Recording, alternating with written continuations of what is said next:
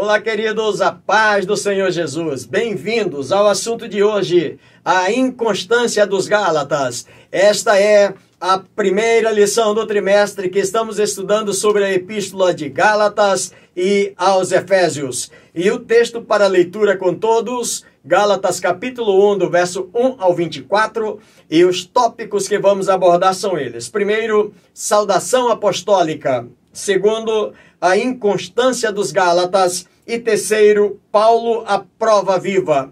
Os objetivos desse comentário são os seguintes. Primeiro, compreender a legitimidade do Evangelho da Graça. Segundo, refutar falsos mestres. E terceiro, defender a autoridade ministerial de Paulo. E eu sugiro que você faça a leitura do texto de Gálatas capítulo 1, composto com todos os versos, porque somados a esse comentário, seu aproveitamento será ainda maior. Quero agradecer nesta oportunidade ao nosso querido companheiro pastor Edmar Santos, que vamos estar na sua companhia durante esses 90 dias comentando sobre a palavra de Deus. Agradecer também a toda a equipe editorial, agradecer o nosso pastor Samuel Câmara, nosso presidente da CADB Brasil. Queremos agradecer ao nosso pastor Jonatas Câmara, presidente da Assembleia de Deus AM, aqui no estado do Amazonas. Muito obrigado por toda a cobertura. E queremos agradecer a você, querido irmão, querida irmã, já inscritos nesse canal, muito obrigado mais uma vez pelo privilégio.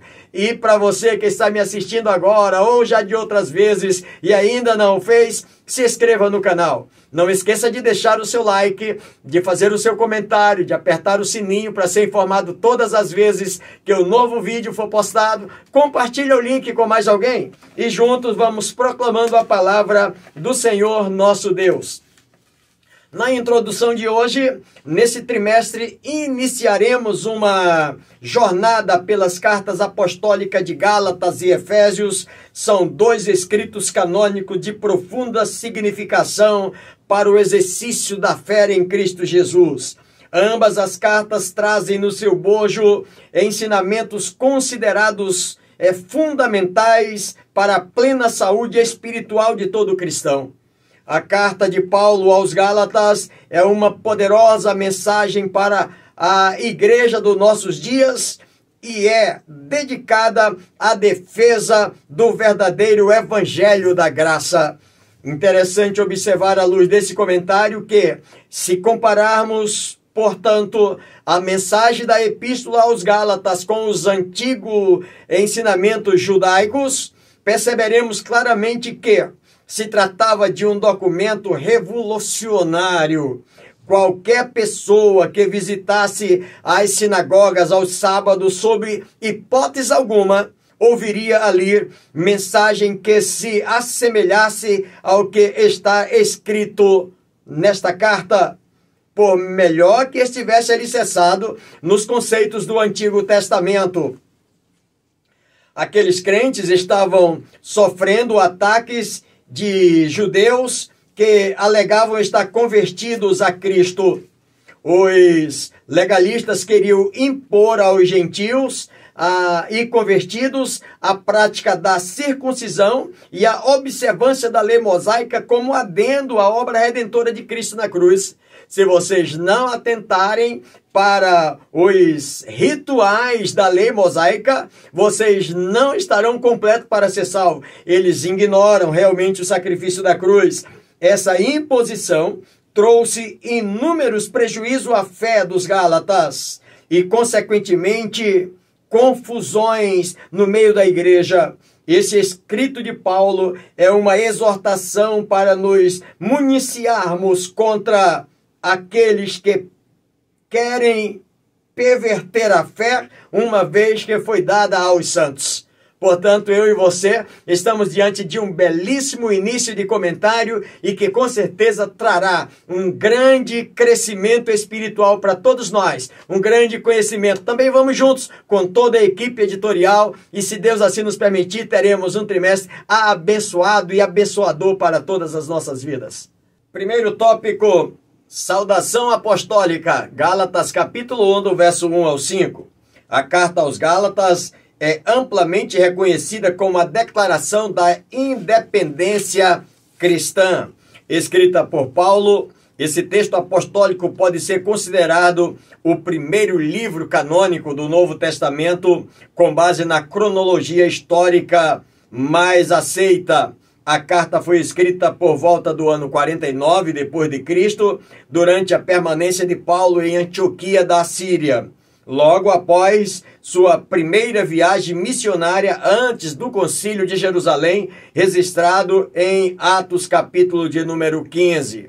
É interessante observar que, quando o escritor fala de cronologia mais aceita, queridos, é porque alguns historiadores dizem que Paulo escreveu esta epístola de Éfeso, conforme está registrado em Atos capítulo 18, verso de número 23.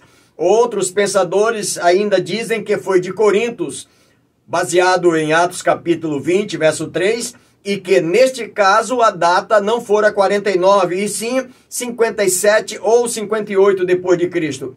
Mas ainda um outro terceiro grupo, eles dizem que Paulo escreveu de Corinto, sim, mas que o ano fora possivelmente 51 depois de Cristo. E isto falando supostamente que Paulo escreveu aos Gálatas da região da Galácia do Norte, onde as principais cidades são Insira, Pessino e Tavaim. Todavia, queridos, nós observamos que os registros das igrejas fundadas por Paulo estão nas cidades de Antioquia da Pisídia, Derbe, Listra e Icônio, todas elas na Galácia do Sul e não na Galácia do Norte. E havendo assim uma grande variedade de opinião, os eruditos eles se dividem quanto ao local e data. Porém, a posição assumida por esse comentário é que a data foi 49 depois de Cristo e o local Antioquia da Síria. O Concílio de Jerusalém, que o escritor também fez menção, em Atos capítulo 15, foi uma reunião de lideranças cristãs para debater se os gentios não judeus deveriam seguir as leis de Moisés. Aquela dificuldade toda de entendimento, embora Pedro já tivesse tido a experiência lá na casa de Cornélio, que o Espírito Santo desceu sobre os gentios também de maneira maravilhosa.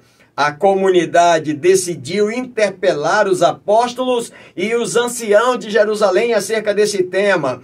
E a Assembleia conferiu os principais responsáveis da igreja naquele concílio, deixando então Pedro para cuidar dos irmãos, aqueles que foram circuncidados, e Paulo para continuar a sua mensagem aos não circuncidados. Por exemplo, Tiago, Cefas e João para os judeus e Paulo e Barnabé, então, para os pagãos. Ponto de número 1. Paulo, o apóstolo de Jesus, verso de número 1. Ele diz o seguinte: Paulo, apóstolo, não da parte de homens, nem por intermédio de homem algum. Nós vamos perceber, à luz do comentário, queridos, que em suas primeiras palavras, o apóstolo é bastante incisivo em reafirmar a sua condição de apóstolos. Os judaizantes rejeitavam Paulo e seu ministério sobre a alegação de que ele não fazia parte do colegiado apostólico original. Paulo defende e diz que recebeu a sua missão apostólica diretamente de Deus, que está nesse verso de número 1, não por parte de homem, diz o escritor. Alguns estudiosos chegam até a dizer que, quando Paulo está falando não por parte de homem, eles definem que Matias foi que substituiu a Judas, foi uma escolha humana e Paulo uma escolha divina. Na verdade, isso não é necessário supormos tal coisa como meio de confirmar a autoridade apostólica de Paulo. Porque a escolha de Matias foi uma escolha humana. Paulo é que é escolhido por Deus.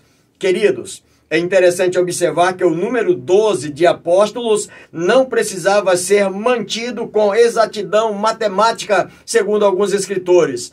Mas É essa a razão que Paulo vai mostrar. Paulo não está desconsiderando que Matias fora também um apóstolo, mas o que ele está mostrando é que o seu chamado, o apostolado, fora um chamado diretamente de Deus e que não precisou, no momento, a intervenção humana. E como é, pastor, que ele pode provar isso? Queridos, ele cita Deus, a morte e ressurreição de Jesus Cristo, e o seu chamamento para ser embaixador de tudo isso.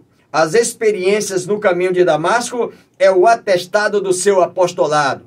Quando ele fala lá em Atos capítulo 9 como foi o seu chamado, da forma como Deus o encontrou e comissionou para essa tarefa, ele não tem dúvida, eu também fui chamado para o apostolado. E por isso Paulo desenvolve o seu trabalho entre os gentios, de maneira que mesmo os judaizantes querendo intervir nessa ministração, mas ele continua com muita firmeza defendendo a mensagem da palavra de Deus para alcançar também os gentios. Saudação apostólica, ponto de número 2, irmãos e companheiros. Gálatas capítulo 1, verso de número 2. E todos os irmãos e meus companheiros das igrejas da Galácia. Gálatas foi endereçada a um conglomerado de igrejas. É interessante que Paulo usa a expressão no plural, as igrejas. E quando ouvimos essa expressão de Paulo, dá-nos a entender que esta carta era uma circular que tinha o intuito de passar em todas as igrejas da Galácia do Sul, considerando a primeira igreja de Antioquia, da Pisídia, Icônio, Listra e Derbe. E se nós avaliarmos à luz do escritor, o comentarista, ele fala de irmãos. E quem seriam esses irmãos? Seriam obreiros que foram marcantes na caminhada missionária de Paulo. A palavra todos dá-nos a entender unanimidade de pensamento entre o apóstolo e seus companheiros de missão. E quem seriam os companheiros de missão de Paulo, pastor? Entre eles está Barnabé, está Silas, Timóteo e João Marcos. Observando ainda uma coisa que Paulo demonstra, que o exercício do ministério ele não é isolado e que não se considera autossuficiente, ou seja, eu dependo de irmãos, de companheiros que nos ajudem. A expressão irmãos é usada aqui, não significa apenas fraternidade, mas tem relação com proximidade e compromisso. Por que assim, pastor? Porque nós vamos perceber uma coisa, entre os judeus, chamavam-se de irmãos indivíduos que eram da respectiva tribo. Então foi da mesma tribo, é meu irmão. Não foi da mesma tribo, não tem conversa. Agora escuta, o que Paulo está mostrando, que agora no culto gentílico, os chamados irmãos, eles têm uma outra qualificação. Não simplesmente qualificado pelas suas tribos, mas nós vamos perceber as suas qualificações, registrado lá, por exemplo, em 1 Coríntios capítulo 13, verso 1 a 3, que ele é qualificado agora pela fé, pela esperança e pelo amor. Lá em 1 Coríntios capítulo 5, verso 11, ele é qualificado pela separação de tudo que contamina. Lá em 1 Coríntios capítulo 6, verso 1 a 8, ele é qualificado pela disposição de eliminar as diferenças pessoais entre os irmãos. Em quarto lugar, registrado em 1 Coríntios 8, do verso 11 ao verso 13, ele é qualificado pela capacidade de refrear-se de tudo quanto fere a consciência de outrem. E em quinto lugar, meus irmãos, registrado em 1 Coríntios capítulo 15, verso 58, ele é classificado com a necessidade de abundar no trabalho do Senhor. Ele tem essa qualificação de fazer cada vez mais abundante a obra do Senhor Jesus. E em sexto e último lugar, registrado em 1 Coríntios capítulo 5, verso 13 e verso 14, ele tem a qualificação de levar as cargas um dos outros e se amarem mutuamente como a si mesmo. é essa qualificação que Paulo agora, quando ele está chamando de irmãos, não era simplesmente uma expressão de irmãos como fraternidade, mas pessoas que mantêm agora essa responsabilidade de uns aos outros ajudar mutuamente para que o evangelho pudesse alcançar ainda outras pessoas que também tivessem o mesmo sentimento e que pudesse ter essa mesma sensibilidade de fazer parte desse novo grupo, dessa nova fé, dessa nova etapa, a Igreja do Senhor Jesus.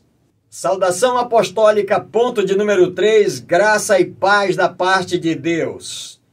Gálatas capítulo 1, verso de número 3. A palavra graça, do grego charis, tem o sentido de inclinar-se.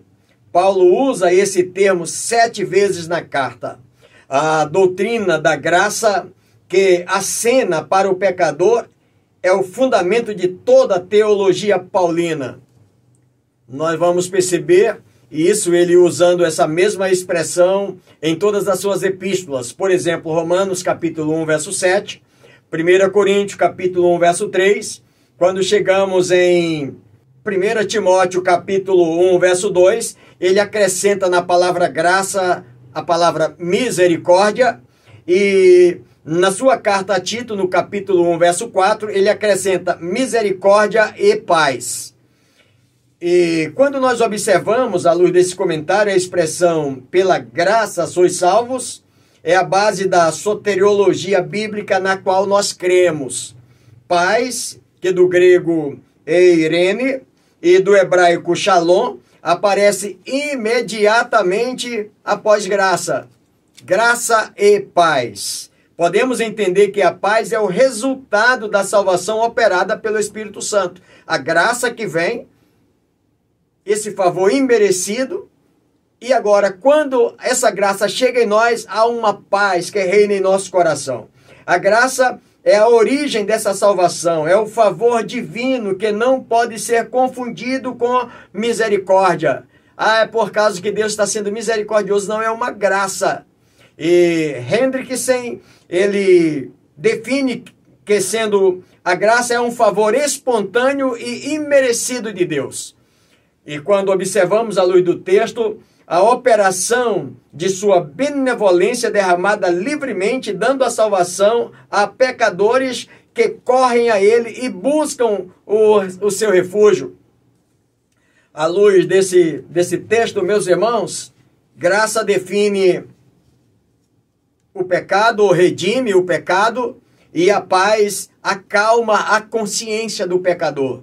Uma vez que a graça de Deus é derramada no seu coração, ele é redimido dos seus pecados e agora vem uma paz que acalma a sua consciência. Esses dois vocábulos, graça e paz, constituem o cristianismo. Esta é uma frase de Lutero, quando ele diz que graça e paz define o nosso cristianismo. Segundo tópico, a inconstância dos Gálatas, capítulo 1, verso 6 ao verso 9. Após saudar as igrejas da Galácia e lembrar-lhes do sacrifício de Cristo que redime o pecador, Paulo adentra nas questões que os motivaram a escrever a epístola. Ele passa uma repreensão bem contundente naquela comunidade cristã. É uma verdadeira correção apostólica. E diz o escritor que todos nós precisamos receber puxões de orelhas na caminhada da fé. O aprimoramento de um cristão ou de uma igreja é um processo árduo e as correções que recebemos podem ser duras, mas são curadoras e contribuem para o nosso aperfeiçoamento espiritual. Acerca disso, relatou o escritor aos Hebreus, capítulo 12, verso de número 11. Ponto de número 1, o espanto de Paulo, verso de número 6, diz assim: admiro-me que estáis passando tão depressa daquele que vos chamou na graça de Cristo para o outro evangelho. A verdade é que um cristão ou uma comunidade qualquer podem, em algum momento da caminhada, vir a ter dificuldade para viver um aspecto ou algum aspecto da fé. Queridos, acerca disso nós temos um exemplo clássico dessa dificuldade, registrado na Bíblia em João capítulo 11, verso de número 6, quando Marta e Maria e Lázaro, amigos de Jesus, e Lázaro adoece, e as suas irmãs mandam informar, avisar que Lázaro está enfermo, e Jesus ainda demora 2 dias. Ele está na outra margem do Jordão, a 32 quilômetros aproximados de distância de Betânia, aldeia de Marta e de Maria. E diante daquela crise que só aumentou e que gerou angústia, alguns pensadores chegam a dizer que a demora de Jesus era para testar a fé daqueles que esperavam nele. E nós vamos perceber no capítulo 11 ainda, no verso 24, que quando Jesus chega, Marta, ela vacila entre a fé e a lógica. Ela crê que se Jesus tivesse antes, o seu irmão não tinha morrido, mas ela crê também que ele há de ressuscitar nos últimos dias, mas aquilo que ela está querendo para aquele momento, a lógica, ela diz, eu queria para agora, e agora não tem mais lógica, ele morreu. Ou seja, a fé estava em declínio naquele momento, queridos irmãos, diante daquela dificuldade. Então, todos nós, eu e você, quem sabe em algum momento da caminhada podemos ter essa dificuldade. O que diz o escritor é que, todavia, sofrer um desmonte da fé é coisa bem diferente. Paulo fica perplexo ao ver a rapidez com que os seus filhos espirituais, eles perdem a firmeza na fé. As investidas dos legalistas abriram ferida nas estruturas espiritual e doutrinária daquela comunidade cristã. E Paulo os evangelizou e discipulou por um bom tempo e parece não acreditar em tanta vulnerabilidade daquela igreja. Um verdadeiro retrato de uma casa edificada sobre areia e não sobre a rocha, registrada em Mateus capítulo 7, verso 24 ao 27. Nós temos nesse texto o próprio Jesus falando que 2 edificações foram construídas.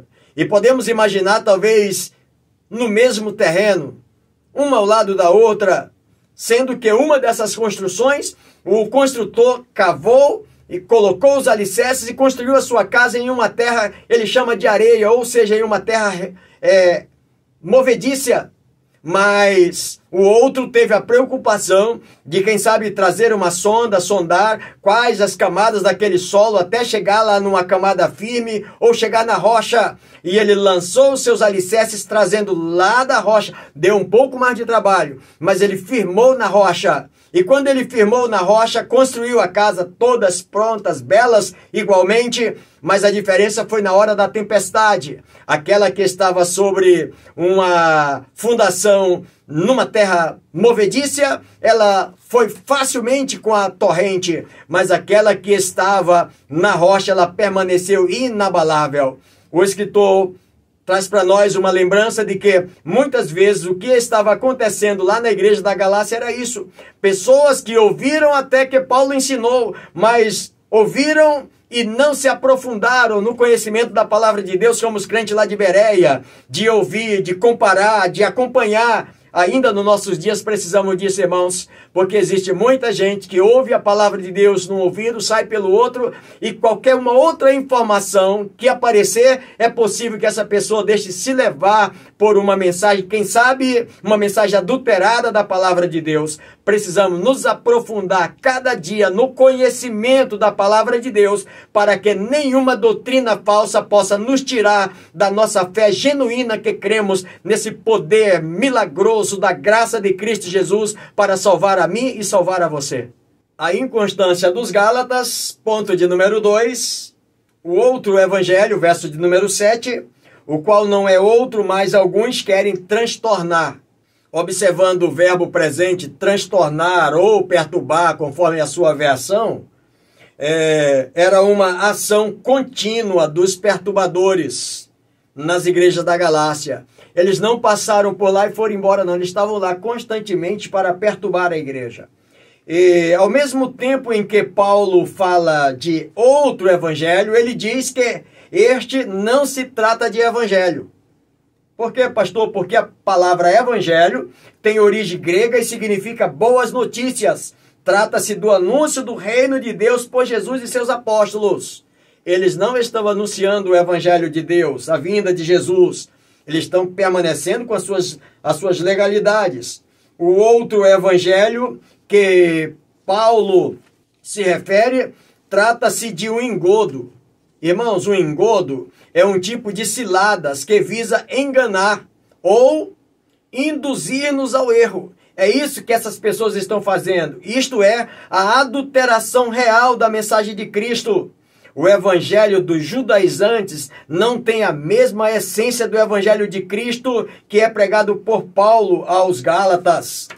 E é interessante observar à luz da palavra de Deus que, assim, pois, a verdadeira natureza do evangelho estava sendo modificada, uma destruição do evangelho autêntico, conforme está registrado em Gálatas capítulo 4, verso 7, diz Paulo: eles têm zelo por vós, não como convém, mas querem excluir-vos, para que vós tenhais zelos por eles. Esses eram os objetivos: tirar o foco, distorcer, para que essas pessoas não dessem mais ouvido à mensagem do evangelho e dessem ouvido simplesmente aquilo que eles estavam falando. Hoje, nos nossos dias, precisamos ter muito cuidado, porque tem muita gente boa aí falando, talvez até muito bonito, e às vezes desvinculando a palavra de Deus, e as pessoas já não querem nem ler a Bíblia mais. As pessoas já querem só simplesmente no seu dia a dia seguir tais e tais plataformas, porque essa pessoa já tem um conteúdo mágico para a sua vida no seu dia a dia e muitas vezes não procura ver se o que ele está ensinando condiz com a palavra de Deus, assim como faziam os crentes de Bereia, examinar. Portanto, meus irmãos, precisamos entender à luz da palavra de Deus que o evangelho, a mensagem de Cristo Jesus, pregada por Paulo, ensinada por Jesus Cristo, ela é a fonte principal para mim e para você. Vamos ouvir as pessoas? Vamos, mas vamos conferir se o que eles estão falando condiz com a própria palavra de Deus. A inconstância dos Gálatas, ponto de número 3, anátema é maldito, verso de número 8, mas ainda que nós, ou mesmo um anjo vindo do céu, vos pregue outro evangelho que vá além daquilo que temos pregado, seja anátema, maldito. Depois de falar da apostasia daquela igreja e da ação nociva dos falsos mestres, Paulo afirma a singularidade do evangelho, evocando a maldição divina para todos aqueles que pervertem a mensagem e perturbam a igreja com falsas doutrinas. Observando à luz do texto, nem Paulo e nem um anjo poderia alterar a mensagem do evangelho da graça. Ele tem um conteúdo singular, não pode ser alterado. Quando aparece alguém fazendo uns adendos e alterando o evangelho, precisamos ter muito cuidado com tais mensageiros. O evangelho não pertence a homem algum, e isso o torna imutável. O evangelho simples é canal de bênção, mas o adulterado é caminho de maldição. Adulterado como, pastor? Quando às vezes nós ouvimos as pessoas alterando o que está registrado no texto, dizendo eu acho, eu penso, porque tem que ser assim, porque a Bíblia é ultrapassada, nós estamos vivendo numa nova era, num novo tempo, precisamos olhar com outra ótica. Irmãos, precisamos ter cuidado, porque essas pessoas podem estar se tornando malditos.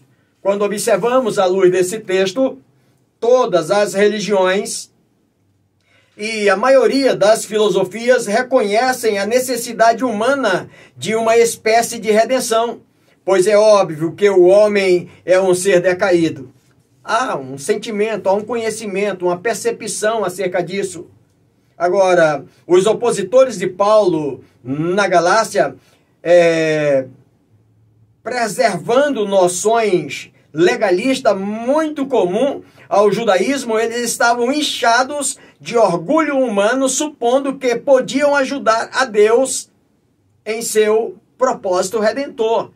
o que eles estão ensinando? Olha, se vocês ouvirem o que nós estamos falando, nós queremos simplesmente ajudar para que vocês sejam alcançados. E hoje, nos dias que nós estamos vivendo, irmãos, precisamos também ter muito cuidado com isso, porque são muita gente nas redes sociais que querem trazer fórmulas mágicas para que você seja um crente salvo, para que você seja um crente próspero, para que você seja um crente abençoado, para que você tenha milhões de seguidores. E, enfim, nós precisamos ainda hoje ter cuidado que o Evangelho não precisa desses adendos para que a gente possa ser alcançado por essa graça de Cristo Jesus. Queridos, Apocalipse capítulo 22, verso 18, parte B, diz que se alguém acrescentar alguma coisa, Deus fará vir sobre eles as pragas que estão escritas neste livro. Esse texto fora dito ainda lá no Deuteronômio capítulo 4, verso 2. E lá em Deuteronômio capítulo 28, do verso 15 até o verso 68, estão escritas as maldições que envolvem as pessoas que não dão valor à palavra do Senhor nosso Deus. Ainda nos nossos dias precisamos ter cuidado com isso, no nome de Jesus. Terceiro tópico, Paulo a prova viva. Gálatas capítulo 1, do verso 10 ao 24. Os ataques ao apóstolo e ao seu ministério eram intensos. Após fazer duras exortações aos irmãos da Galácia sobre a inconstância na fé destes, o apóstolo começa a expor a base do seu chamamento apostólico. Ponto de número 1, agradar a Deus ou aos homens? Verso de número 10, porventura procuro eu agora o favor dos homens ou de Deus? Ou procuro agradar a homens? Se agradasse ainda a homens, não seria servo de Cristo, diz o apóstolo Paulo.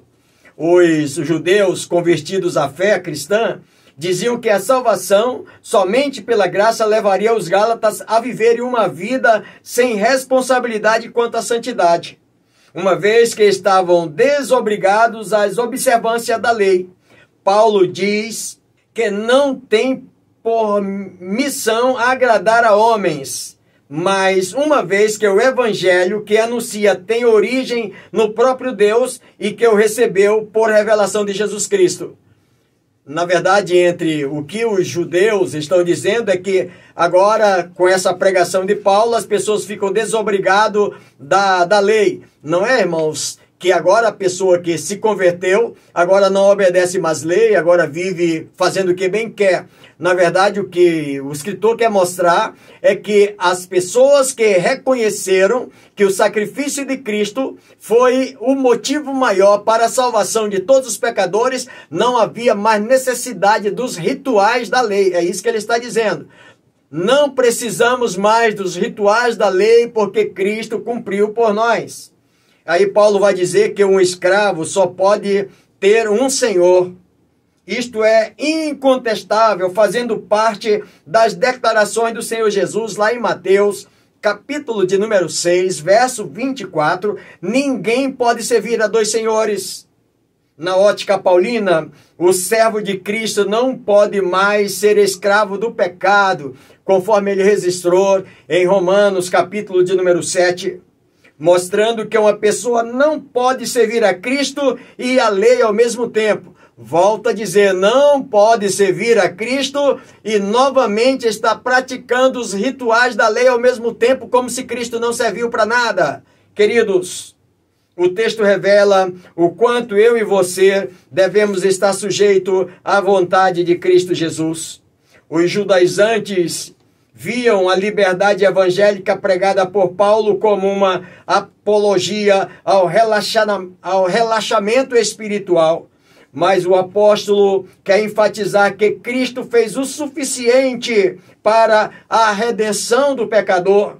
O crente não é salvo por aquilo que faz, mas por aquilo que Cristo já fez de uma forma completa em sua morte vicária e ressurreição gloriosa, quando ele entregou a sua vida por mim e por você. Portanto, glória a Deus, não precisamos dos rituais da lei judaica, porque Cristo entregou-se por mim e por você.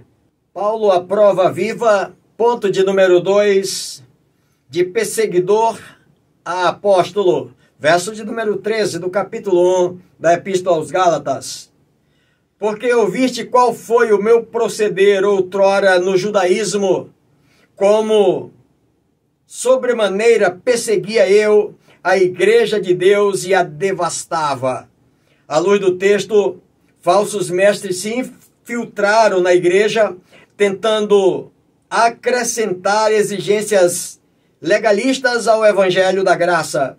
Paulo reiterou a verdade da salvação, a saber, somente pela graça mediante a fé em Cristo. Compartilhando então a história da sua milagrosa conversão. Nós vamos observar uma coisa: as perseguições nocivas por Saulo de Tarso eram exageradas devido ao seu zelo violentíssimo pela lei. E ninguém podia devastar e matar e destruir como o jovem Saulo. Paulo era um mestre da lei. Após a sua conversão, duas coisas passaram a ser manchete no mundo religioso de então. Primeira, a forma agressiva com que ele tratava os cristãos e seus líderes diante dos Gálatas. Ele usa a expressão perseguia e assolava para demonstrar o quanto fora cruel aos cristãos. A segunda é que a mudança do rumo de sua intrepidez na defesa da fé, que outrora ridicularizava, nosso irmão Paulo era uma prova viva de que Cristo transformou o mais vil pecador, inclusive os religiosos, em nova criatura para a glória de Deus. Era o que Paulo era, um cara religioso, que levava muito a sério, com muito rigor, perseguia e até matava os cristãos. Mas agora ele vai demonstrar na sua carta, depois dele escrever para os Gálatas acerca da correção, e ele vai mostrar que o seu apostolado tem um fundamento, antes quem ele era e hoje quem ele é no Evangelho de Cristo Jesus. Paulo, a prova viva, ponto de número 3. Primeiras experiências, versos 22 do capítulo 1 de Gálatas. Ouviram somente dizer, aquele que antes nos perseguia, agora prega a fé que outrora procurava destruir. Queridos, Paulo afirma que seu chamado, ou seu chamamento se deu como o de Jeremias, antes mesmo dele nascer. E quando observamos no verso de número 15 do capítulo 1, diz que após o apóstolo conhecer Jesus, passou ainda por 3 anos na Arábia e em Damasco, e tudo indica que isso fora uma forma de um retiro espiritual para que ele pudesse compreender a palavra de Deus. E então, o seu abalizado conhecimento que ele tinha sobre o Antigo Testamento se entrelaçam com a revelação do Verbo encarnado. E daí ele recebe a iluminação de Cristo e torna-se o maior expositor do Evangelho. Aquele que queria destruir a fé, Gálatas capítulo 3, verso 11, diz que agora ele prega a fé como uma capacidade. Gálatas capítulo 2 e verso 20, ele prega agora a fé como uma reação. Capítulo 3, verso 15 ao 22, ele fala da fé como um pacto. E no capítulo 5, verso 5 ao verso 6, ele fala da fé como uma aventura. Queridos, diz o texto que após decorrer esses 3 anos, ele vem até Jerusalém para conversar com o apóstolo Pedro, está no verso 18. E durante 2 semanas, esses 2 homens de Deus, eles conversam sobre as questões cruciais da fé cristã. Sabendo que Pedro era um importante líder e referência apostólica, Paulo demonstra humildade em sua posição, ainda que fosse grande erudito e famoso em Israel. Ele demonstrou que saber servir a igreja e ao reino de Deus também passa pelo respeito com seus pares e líderes.